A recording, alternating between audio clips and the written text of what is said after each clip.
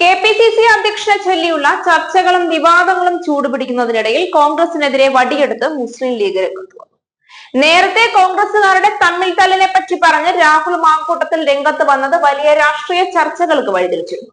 സ്വന്തം പാർട്ടിയിലെ തന്നെ മുതിർന്ന നേതാക്കൾക്കെതിരെ ശക്തമായ ആരോപണവും ഉന്നയിച്ചുകൊണ്ടാണ് രാഹുൽ അന്ന് മാധ്യമങ്ങളെ കണ്ടത്. യുവ നേതാക്കന്മാർ മിണ്ടാതിരിക്കുന്നതൊന്നും പറയാനില്ലാത്തത് കൊണ്ടല്ല എന്നും പറയാനുള്ള സാഹചര്യം ഒരുക്കിയാൽ അത് പാർട്ടി താങ്ങില്ല എന്നുമുള്ള ശക്തമായ താക്കീതോടെ എത്രയും പെട്ടെന്നൊരു തീരുമാനത്തിലെത്തണമെന്നും അനാവശ്യ വിവാദങ്ങളിലേക്ക് പാർട്ടിയെ കൊണ്ടുവിടരുതെന്നും രാഹുൽ അന്ന് ശക്തമായി വാദിച്ചു. ഹൈക്കമാൻഡ് തീരുമാനം അനുസരിക്കാൻ എല്ലാ നേതാക്കന്മാരും ബാധ്യസ്ഥരാണ് എന്നും അതിൽ തർക്കമുണ്ടാക്കേണ്ട കാര്യമില്ല എന്നും മുതിർന്ന നേതാക്കൾ പക്വതയോടെ പെരുമാറണമെന്നുമുള്ള അവസാന താക്കീതാണ് മാധ്യമങ്ങൾക്ക് മുന്നിൽ വെച്ച് രാഹുൽ നേതാക്കന്മാർക്ക് കൊടുത്തത്. അതിനു പിന്നാലെയാണ് കോൺഗ്രസിലെ തമ്മിൽ തല്ലിനെ പരാമർശിച്ചുകൊണ്ട് മുസ്ലിം ലീഗും ഇപ്പോൾ രംഗത്ത് വന്നിരിക്കുന്നത്. കെ.പി.സി.സി അധ്യക്ഷ പദവിയുമായി ബന്ധപ്പെട്ട് സംസ്ഥാന കോൺഗ്രസിനുള്ളിലുണ്ടായ ചർച്ചകളിൽ ജനങ്ങൾക്ക് ആശയക്കുഴപ്പമുണ്ടാക്കുന്ന സാഹചര്യം ഒഴിവാക്കേണ്ടതുണ്ടെന്ന് മുസ്ലിം ലീഗ് സംസ്ഥാന ജനറൽ സെക്രട്ടറി PM.A. സലാം പറഞ്ഞു.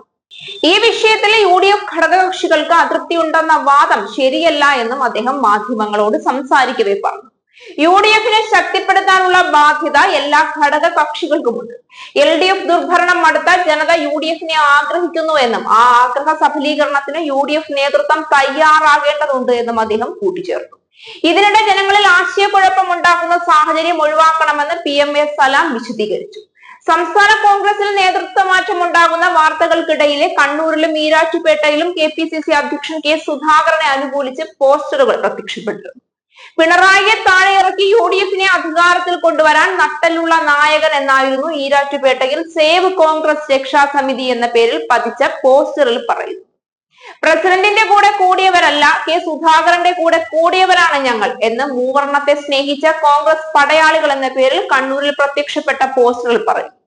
എന്നാൽ ഇതിനിടയിൽ സംസ്ഥാന കോൺഗ്രസിന്റെ നേതൃമാറ്റവുമായി ബന്ധപ്പെട്ട് ഡൽഹിയിൽ തിരക്കിട്ട ചർച്ചകൾ നടക്കുന്നുണ്ട്.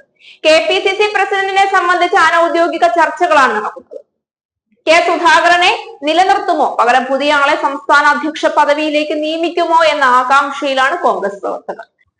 ജാർഖണ്ഡിൽ പൊതുപരിപാടിയിൽ പങ്കെടുത്ത ശേഷം ഡൽഹിയിൽ തിരിച്ചെത്തിയ AICC അധ്യക്ഷൻ മല്ലികാർജുൻ ഖർഗെയും AICC ജനറൽ സെക്രട്ടറി KC വേണുഗോപാലും AICC പ്രവർത്തക സമിതി അംഗം രമേശ് ചെന്നിത്തലയും നിർണായക യോഗത്തിൽ പങ്കെടുക്കുന്നുണ്ടെന്നാണ് റിപ്പോർട്ട്.